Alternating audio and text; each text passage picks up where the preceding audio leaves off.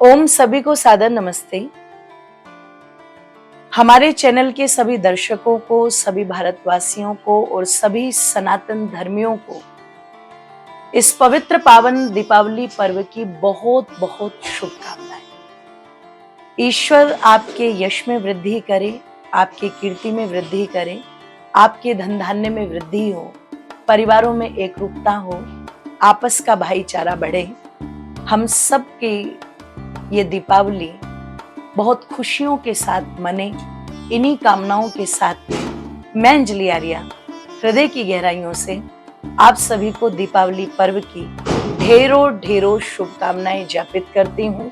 बहुत बहुत शुभकामनाएं। दीपावली पर्व जब हम मनाते हैं तो इस पर्व के विषय में बहुत सारे ऐसे कयास लगाए जाते हैं कि दीपावली पर्व मनाने के पीछे के कारण क्या है, और बहुत सारी जो घटनाएं हैं अपने अपने अनुसार वो घटनाएं सबने जोड़ी हुई है। जिसमें से एक प्रमुख घटना जो बहुत अधिक प्रचलित है समाज के अंदर, वो यह भी है कि श्री रामचंद्र जी रावण का वध करके जब अयोध्या लौट करके आए थे तो तब से ये दीपावली पर्व मनाया जाता है।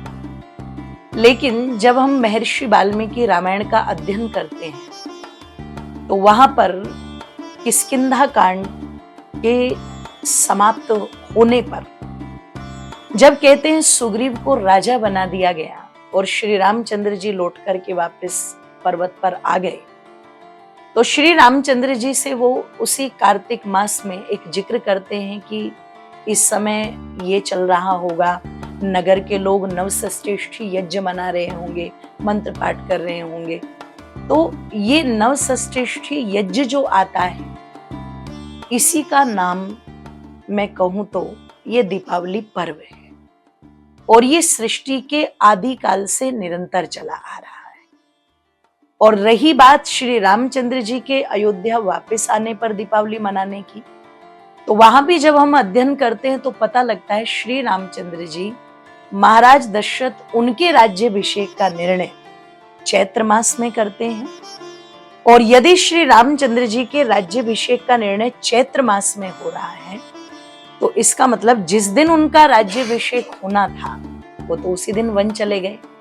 और यदि वो चैत्र मास में वन गए हैं तो सहज भाव से अनुमान हम लगा सकते हैं, और इसके प्रमाण भी मिलते हैं। महर्षि वाल्मीकि जी की रामायण में भी मिलते हैं और संत शिरोमणि श्री गोस्वामी जी की रामचरितमानस में भी मिलते हैं कि रावण कब मरा। तो वहां पर भी चैत्र मास का जिक्र आता है। चैत्र मास 14 जब आई है ना, तो रावण के मरने का वहां पर भी जिक्र आता है। तो इसका मतलब श्री रामचंद्र जी चैत्र मास में गए और 14 वर्षों के पश्चात चैत्र मास में लौट करके अयोध्या वापस आए। तो बड़ी सीधी सी बात है कि यहाँ पर दीपावली जो पर्व हम मना रहे हैं वो कार्तिक मास में मना रहे हैं। और रही बात बंधुओं की, रामचंद्र जी के आने पर पूरी अयोध्या जगमग जगमग थी, सब जगह घी के दीपक जलाए गए।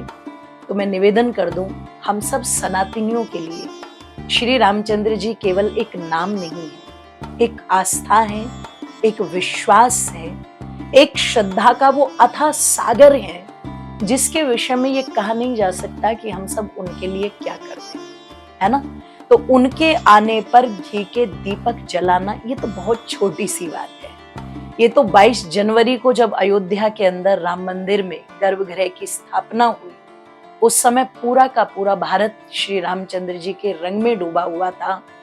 क्या उनके नाम के ध्वज, क्या उनके नाम के दीपक, क्या उनके नाम के भजन, क्या उनके नाम के गान, मतलब ऐसा लग रहा था कि पूरा भारत राममय हो गया।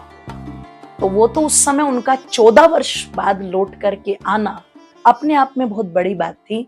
तो अयोध्या का जगमग जगमग होना ये कोई सामान्य चीज नहीं है, वो विशेष बात थी। इसलिए विशेष कार्य उस समय भी अयोध्या वासियों के रहे होंगे। तो ये जो हमारा दीपावली पर्व है ये कहीं ना कहीं हमारी कृषि से जुड़ा हुआ है, हमारे फसलों से जुड़ा हुआ है, और सबसे बड़ी बात ये हमारे प्रेम, हमारे व्यवहार से जुड़ा हुआ है।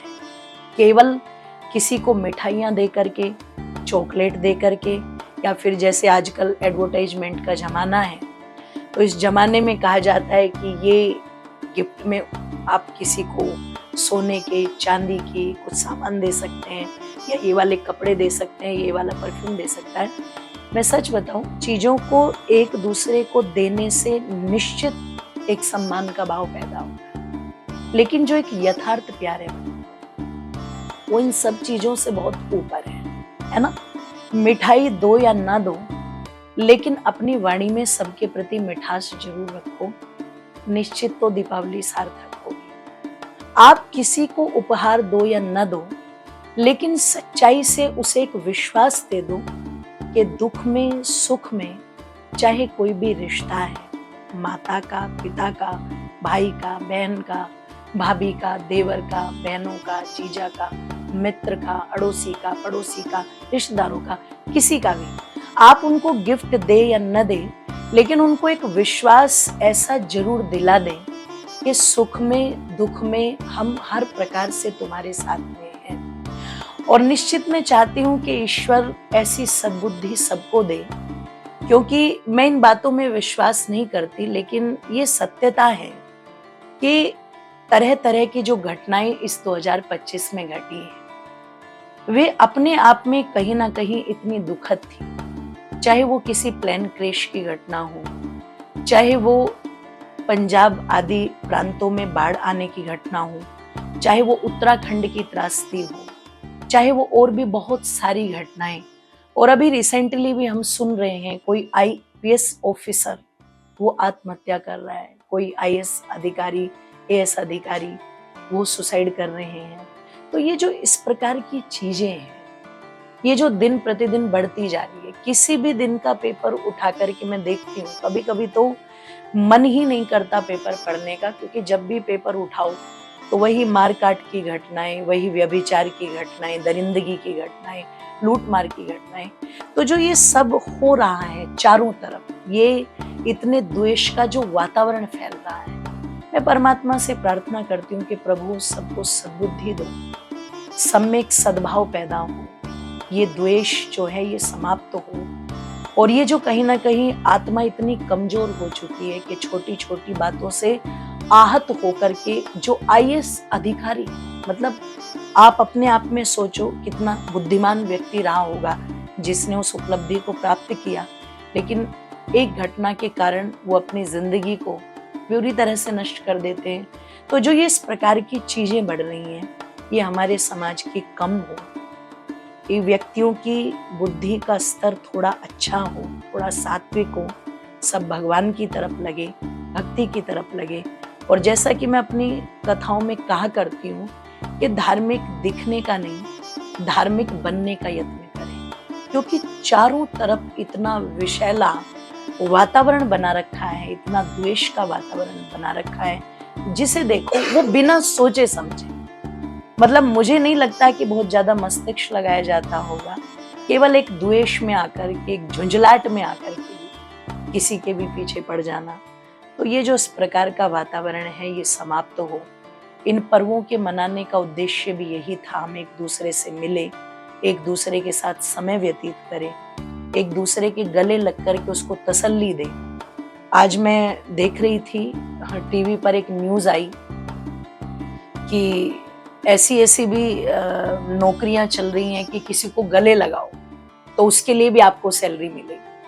तो मुझे वो न्यूज़ पहले तो थोड़ी सी अटपटी लगी, मेरा मन नहीं था उसको देखा जाए, मुझे लगा कि पता नहीं क्या गंदगी हो। तो मैंने सोचा कि नेशनल न्यूज है, हमारे चैनल नेशनल चैनल है, ये ओटीटी का कोई प्लेटफॉर्म तो नहीं है जहाँ पे गंदगी होगी। तो इस रुचि के साथ जब मैंने उस न्यूज को देखा तो उसके बाद में क्या था, उसके मूल में क्या था कि लोग इतने तन्हा हो चुके हैं, इतने अकेलेपन की बीमारी से जूझ रहे हैं। वैसे अकेलापन कोई बीमारी नहीं है, किसी साधु से पूछा जाए, किसी संत से पूछा जाए तो उसके लिए अकेलापन एक वरदान की तरह होता है। लेकिन जिन लोगों को आदत बन चुकी है, इंसानों की आदत, लत केवल शराब की नहीं होती, जुए की नहीं होती, व्यक्तियों की भी लत होती है। तो जो लोग इस प्रकार के रिश्तों में हैं, तो पता लगा कि कोई किसी को छोड़ के चला गया, और छोड़ के केवल लड़के और लड़की की बात नहीं है, संतानें माँ बाप को छोड़ के जा रही है, है ना। पत्नियां पतियों को छोड़ के जा रही हैं या पति पत्नी को छोड़ करके जा रहा है, तो वहां पर भी जो लोग दुखी है इस प्रकार के, तो बोले उनको गले लगाओ, तसल्ली दो, वो रो लें, उनकी पूरी बात सुन लो। तो मतलब इसके लिए भी व्यक्तियों को हायर किया गया है और जिसके लिए उसको बाकायदा सैलरी दी जाएगी। तो मैं फिर भी कहूंगी, जो सैलरी लेके इस काम को कर रहा है, ध्यान रखना, चाहे वो आपका हाथ पकड़ के गले लगा के आपसे पूरी परेशानी पूछ ले, तब भी उससे वो भावना पैदा नहीं होगी जो भावना अपनों से पैदा होगी। और ये जो चीजें होती हैं ये निस्वार्थ होती हैं। तो मैं समझती हूँ कि आज जो समाज में दिन प्रतिदिन ये एकांकीपन बढ़ता जा रहा है और ये एक बीमारी बन चुका है, ट्रॉमा बन चुका है लोगों के लिए, तो ये हमारा समाप्त हो। इसलिए प्यार प्रेम के साथ, दिखावे के साथ नहीं, सच्चे प्यार प्रेम के साथ दीपावली मनाएं, एक दूसरे के यहाँ जाएं, एक दूसरे को विश करें। और सबसे बड़ी बात, अब की दीपावली पर ये जरूर कहें कि सुख हो दुख हो कोई भी परिस्थिति हो, हम हर तरह से एक दूसरे के साथ हैं। बहुत बहुत धन्यवाद।